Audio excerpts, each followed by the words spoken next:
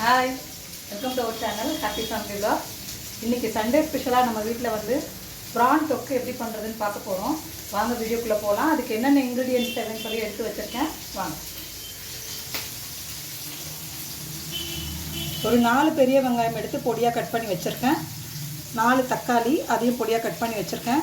ஒரு 10 பல் பூண்டு இடித்து வச்சுருக்கேன்.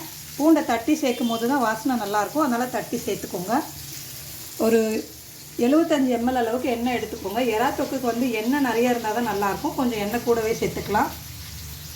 3 கொத்து கருவேப்பிலை, 1 ஸ்பூன் ரெட் சில்லி பவுடர், ஒரு 2.5 ஸ்பூன் அளவுக்கு குழம்பு மிளகாத்தூள். நீங்கள் காரத்துக்கு ஏற்ற மாதிரி சேர்த்துக்கோங்க.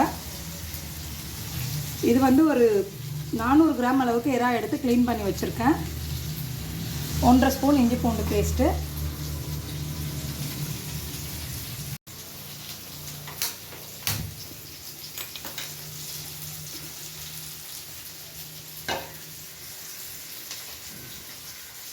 இப்போ வந்து நம்ம எடுத்து வச்சுருக்க எண்ணெயை சேர்த்துக்கோங்க.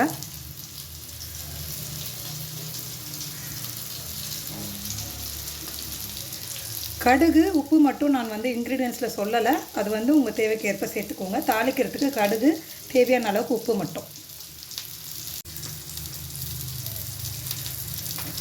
எண்ணெய் நல்லா சூடாயிடுச்சு. இப்போ வந்து கடுகு சேர்த்துக்கலாம்.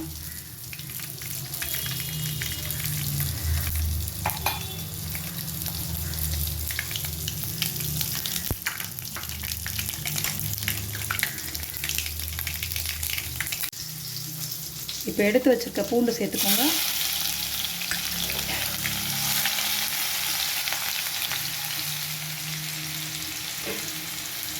பூண்டு சேர்த்த உடனே கருவேப்பிலை சேர்த்துக்கோங்க.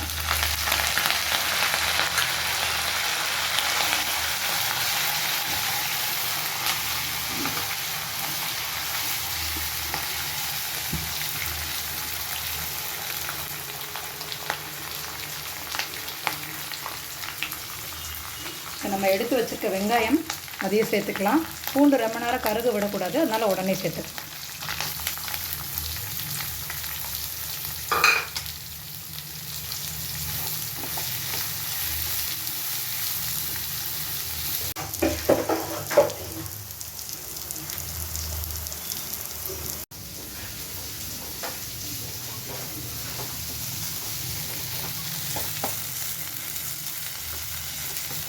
வெங்காயம் கொஞ்சம் ஒரு கோல்டன் ப்ரௌன் கலர் ஆகிற அளவுக்கு வதங்கிருச்சு.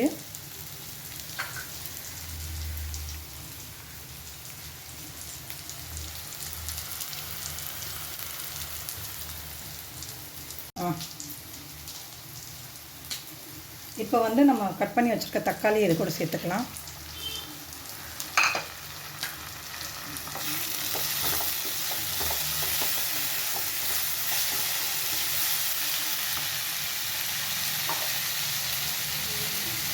தக்காளி சேர்த்த உடனே அதுக்கு தேவையான உப்பு நான் சேர்த்துக்கிறேன். தக்காளி சேர்த்து ஒரு 5 நிமிஷம் கழித்து இஞ்சி பூண்டு பேஸ்ட்டு சேர்த்துக்கோங்க.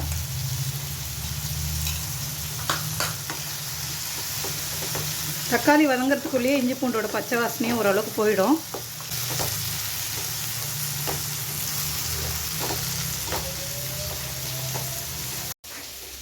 இப்போ வெங்காயம் தக்காளி எல்லாமே நல்லா வதங்கிடுச்சு. இப்போ வந்து நம்ம மிளகாத்தூள் சேர்த்துக்கலாம். இதில் வந்து இஞ்சி பூண்டு பேஸ்ட்டு சேர்க்குறது வந்து உங்களோட ஆப்ஷன். ஏன்னா பூண்டு சேர்த்துருக்கோம். இஞ்சி பூண்டு பேஸ்ட்டோட டேஸ்ட்டு பிடிச்சதுன்னா சேர்த்துக்கோங்க, இல்லை வேண்டான்னா அதை ஸ்கிப் பண்ணிக்கோங்க. இப்போ வந்து ரெட் சில்லி பவுடர் சேர்த்துக்கலாம். குழம்பு மிளகாத்தூள் காரத்துக்கு ஏற்ற மாதிரி சேர்த்துக்கோங்க.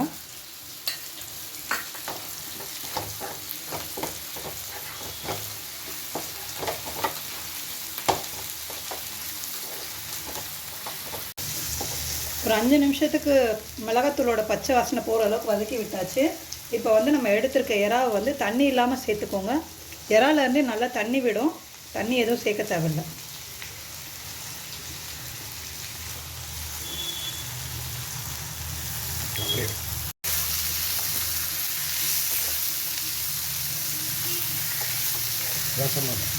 எறா சேர்த்து ஒரு 5 நிமிஷத்தில் பார்த்தீங்கன்னா இதிலிருந்தே தண்ணி விட ஆரம்பிக்கும்.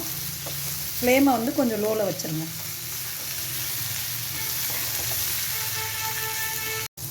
நான் தண்ணி எதுவுமே சேர்க்கல. இறாலேருந்து எவ்வளோ தண்ணி விட்டுருக்கு பாருங்கள். அந்த தண்ணியிலே குக்காய் வந்தால் போதும், தண்ணி சேர்க்கவே தேவையில்லை. இறா வந்து ரொம்ப நேரம் வேக வச்சாலும் ரொம்ப ரப்பர் மாதிரி ஆகிடும். அதனால் அந்த தண்ணி சுண்டுற அளவுக்கு வச்சு வேக வச்சிங்கனாலே நல்லா சூப்பராக வெந்து வந்துடும்.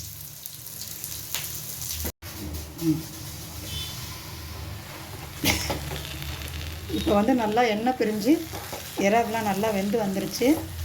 அவ்வளோதான், சூப்பரான இறா தொக்கு ரெடி. இதில் ஃபைனலாக வந்து மேலே கொஞ்சம் கொத்தமல்லி தழை மட்டும் தூவிக்கலாம். ஃபைனலாக பொடியாக நறுக்குன கொத்தமல்லி சேர்த்துக்கோங்க. சூப்பரான இறா தொக்கு ரெடி. இது வந்து சப்பாத்தி, இட்லி, தோசை எல்லாத்துக்கூடயும் வச்சு சாப்பிட்லாம். சூப்பரான காம்பினேஷனாக இருக்கும். ஸோ கொத்தமல்லி போட்டு முடித்த உடனே சூப்பரான இறா தொக்கு ரெடி ஆகிடுச்சு. நம்ம சேனலில் இது மாதிரி ரெகுலராக வீடியோஸ் எல்லாம் அப்டேட் ஆகிட்டு இருக்கும். அதுக்கு மறக்காமல் நம்ம சேனல் ஹாப்பி ஃபேமிலி பாக்ஸை சப்ஸ்கிரைப் பண்ணிக்கோங்க. அடுத்து ஒரு சூப்பரான டிஷ்ஷோட திரும்பி பார்க்கலாம். அது வரைக்கும் see you.